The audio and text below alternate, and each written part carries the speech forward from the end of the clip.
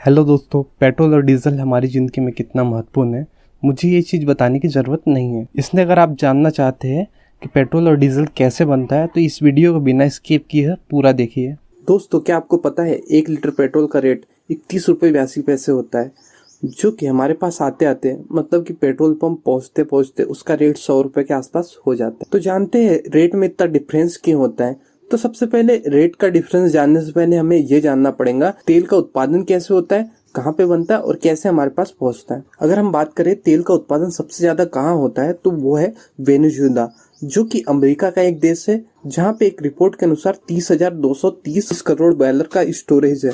इतनी ज्यादा मात्रा में इनके पास पेट्रोलियम होने के बाद भी ये काफी गरीब देश है, क्योंकि यहाँ की राजनीतिक स्थिति कमजोर है और अमेरिका ने यहाँ पे काफी सारे प्रतिबंध लगा रखे हैं। पेट्रोल उत्पादन में दूसरे नंबर पे आता है सऊदी अरब। सऊदी अरब की बात की जाए तो यहाँ पे सबसे ज्यादा पेट्रोलियम का उत्पादन होता था, लेकिन इनके पेट्रोलियम के कुओं पे हमला होने की वजह से यहाँ की क्षमता कम हो गई और ये अब दूसरे नंबर पे खिसक गया है। सऊदी अरब के बाद तीसरे नंबर पे है रूस, जो कि पेट्रोलियम उत्पादन में बहुत आगे है। कनाडा पेट्रोलियम उत्पादन में चौथे नंबर पे है, लेकिन यहाँ पे पेट्रोलियम निकालने का खर्चा इतना ज्यादा है कि वो काफी कॉस्टली पड़ जाता है। उसके बाद 5वें नंबर पे आता है ईरान, जो कि पेट्रोलियम उत्पादन में काफी आगे है।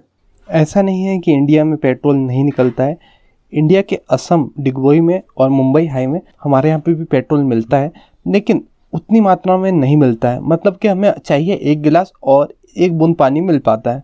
पेट्रोलियम उत्पादक देशों का एक समूह है ओपेक, जो कि पेट्रोलियम संबंधित आंकड़ों कलेक्ट करता है और इन पर नियंत्रण करता है। पेट्रोलियम के उत्पादन के आधार पे ही इंटरनेशनल मार्केट में इसका रेट तय होता है। पेट्रोलियम को गैलन या बैरल में नापा जाता है। हमारी ज़रूरत के अकॉर्डिंग हम दूसरे देशों से पेट्रोलियम को आयात करते हैं। इंडिया में आने के बाद इसको हम रिफाइनरी में भेजते हैं, जहाँ पे इसको रिफाइन करके अलग अलग टेम्परेचर पे अलग अलग पदार्थ जैसे पेट्रोल, डीजल, केरोसिन, डामर, इस तरीके की चीज़ें निकाली जाती है। पेट्रोल डीजल बनाने की प्रक्रिया शुरू होती है ज़मीन की गहराई से पेट्रोलियम निकालने से। अब पेट्रोलियम क्या है? आज से करोड़ों साल पहले जो जीव जंतु जमीन के अंदर दब गए तो वो हाई प्रेशर और ऑक्सीजन की अनुपस्थिति के कारण उनकी बॉडी डिकम्पोज हो गई, यानी गलने लगी, और वह गल के पेट्रोलियम में कन्वर्ट हो गई। पेट्रोलियम को हम क्रूड ऑयल या कच्चा तेल भी कहते हैं, लेकिन पेट्रोलियम पेट्रोल नहीं है। पेट्रोलियम से पेट्रोल, डीजल, केरोसिन, डामर जैसी कई सारी चीज़ें बनाई जाती है। पेट्रोलियम जमीन के नीचे और समुद्र के नीचे दोनों जगह पाया जाता है, लेकिन कुछ खास स्थानों पे। समुद्र के नीचे से पेट्रोलियम निकालने के लिए हम बहुत बड़ी फ्लोटिंग प्लेटफॉर्म यानी तैरता हुआ प्लेटफॉर्म बनाते हैं और उन्हें उस खास स्थान पर ले जाते हैं जहां से पेट्रोलियम मिलने की संभावना होती है। और फिर हम इस फ्लोटिंग प्लेटफॉर्म को समुद्र की चट्टानों से स्टील की सरिया के जरिए बांध देते हैं, ताकि फ्लोटिंग प्लेटफॉर्म इधर उधर ना हो, अपनी जगह पे स्थिर बना रहे। और इस प्लेटफॉर्म पे हम बहुत बड़ी बोरिंग या ड्रिलिंग मशीन लगा देते हैं और इस मशीन की सहायता से समुद्र की सतह में हम बोर करते हैं जब तक कि हमें पेट्रोलियम ना मिल जाए। और जैसे हमें पेट्रोलियम मिल जाता है, इसके अंदर पाइप और पंप का सिस्टम फिट कर देते हैं और पेट्रोलियम निकालते हैं। ठीक इसी प्रकार ज़मीन पे भी हम चुने हुए स्थानों पे बोरिंग या ड्रिलिंग करते हैं और पेट्रोलियम निकालते हैं। इससे हमें लगातार पेट्रोलियम मिलता है। अब हम इस पेट्रोलियम को साफ करने के लिए या अलग अलग प्रोडक्टों में बदलने के लिए, पेट्रोल, डीजल, ऑयल, इस तरह के प्रोडक्ट में बदलने के लिए रिफाइनरीज के अंदर भेज देते हैं। रिफाइनरीज के अंदर अलग अलग तापमान पे हमें अलग अलग चीज़ें प्राप्त होती है। जैसे कि 100 डिग्री सेल्सियस पे पानी उबल के भाप में परिवर्तित हो जाता है। उसी प्रकार जिस चीज़ का बॉइलिंग पॉइंट सबसे कम होता है उसकी भाप सबसे पहले निकलती है, और जिस चीज़ का बॉइलिंग पॉइंट सबसे ज़्यादा होता है उसकी भाप सबसे आखिरी में निकलती है। जैसे कि 370 डिग्री सेल्सियस पे फ्यूल या ऑयल निकाला जाता है। उसके अलावा 300 डिग्री सेल्सियस पे डीजल, 200 डिग्री सेल्सियस पे केरोसिन और 150 डिग्री सेल्सियस पे पेट्रोलियम पदार्थ निकलता है। रिफाइनरीज में इसके लिए पर्टिकुलर चैम्बर बने होते हैं जहाँ पे ये स्टोर होते जाते हैं। तो ये अलग अलग चैम्बरों में इनकी भाप इकट्ठा होती है और ये लिक्विड स्टेट में बदल जाते हैं, जिसके बाद इन्हें बड़े बड़े कंटेनर में भर के और डीलरों के पास भेज दिया जाता है। भारत में छोटी बड़ी करके 18 रिफाइनरी है, जिसमें से 5 प्राइवेट या सेमी गवर्नमेंट है, बाकी गवर्नमेंट की कंपनियां हैं। हमारे भारत में पेट्रोलियम रिफाइनरी के मामले में सबसे बड़ा नाम ONGC का है, oil and natural gas company, जो कि हमारी ज़रूरत का 71% पेट्रोल डीजल हमें प्रदान करता है। अगर हम प्राइवेट सेक्टर की बात करें तो रिलायंस इंडस्ट्रीज लिमिटेड जामनगर सबसे बड़ी कंपनी है, रिफाइनरी के मामले में काफ़ी बड़ी कंपनी है।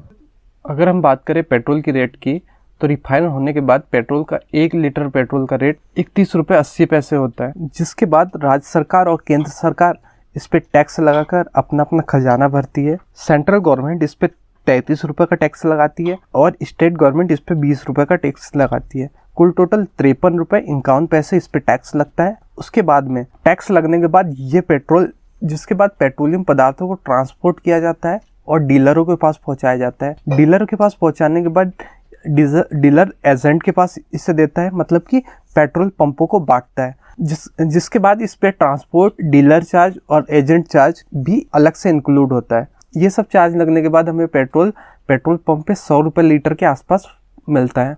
अगर केंद्र सरकार और राज्य सरकार इस पे अगर टैक्स ना लगाए तो ये पेट्रोल हमें 100 रुपये की जगह 50 रुपये में भी मिल सकता है। तो इस तरीके से पेट्रोलियम उत्पादक देशों से होते हुए इंटरनेशनल मार्केट से गुजरते हुए पेट्रोलियम रिफाइनरीज तक की पहुंचता है। रिफाइनरीज में पहुंचने के बाद वहाँ पे रिफाइन होने के बाद डीलरों के पास आता है, डीलरों के बाद में एजेंट के पास आता है और आखिरी में हमें मिलता है। इतनी सारी प्रोसेस होने के बाद में इस पेट्रोल का रेट 100 रुपये के आसपास पहुँच जाता है। तो दोस्तों आप समझ पाए होंगे कि पेट्रोल का रेट कैसे डिसाइड होता है। दोस्तों ऐसा नहीं है कि सभी जगह पेट्रोल का रेट बहुत ज़्यादा है। कुछ ऐसे भी देश है जहाँ पे पेट्रोल कौड़ियों के दाम मिलता है, जैसे कि वेनेजुएला। यहाँ पे आपको 5 पैसे प्रति लीटर पेट्रोल देखने को मिलेगा। उसके अलावा अगर ईरान की बात की जाए तो यहाँ पे 7 रुपये प्रति लीटर आपको पेट्रोल मिल जाता है। भारत के कुछ पड़ोसी देश भी है जहाँ पे पेट्रोल का रेट काफ़ी कम है, जैसे नेपाल, बांग्लादेश। इन देशों में भी पेट्रोल के रेट काफ़ी कम है, जो कि भारत से ही पेट्रोल आयात करते हैं। भारत से पेट्रोलियम का आयात करने के बाद भी ये इन देशों में पेट्रोल के रेट काफ़ी कम है, जिसकी मुख्य वजह है टैक्स। इन देशों ने कम टैक्स लगाए हुए हैं, जिसकी वजह से पेट्रोल के दाम इन देशों में कम है। एक रिपोर्ट के अनुसार 2040 तक की पेट्रोलियम ख़त्म हो जाएगा, मतलब कि पेट्रोल, डीजल ये पूरी तरीके से ख़त्म हो जाएगा। तो हमें अपनी आत्मनिर्भरता ग्रीन एनर्जी पे बढ़ानी चाहिए, ऐसे सोर्स जो कभी ख़त्म ना हो, जैसे कि सौर ऊर्जा, इलेक्ट्रिसिटी। इन सोर्सों पे हमें डिपेंडेंसी करनी होगी। अगर हम इन चीज़ों का यूज़ करने लग जाए तो हमें पेट्रोलियम दूसरे देशों से आयात नहीं करना पड़ेगा और ये काफ़ी सस्ती एनर्जी से भी हमारा काम हो जाएगा।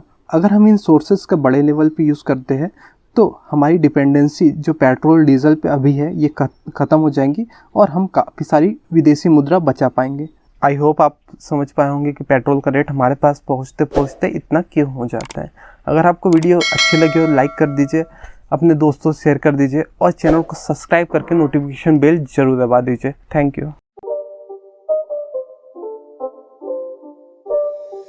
It's not a game, it's a rich thing.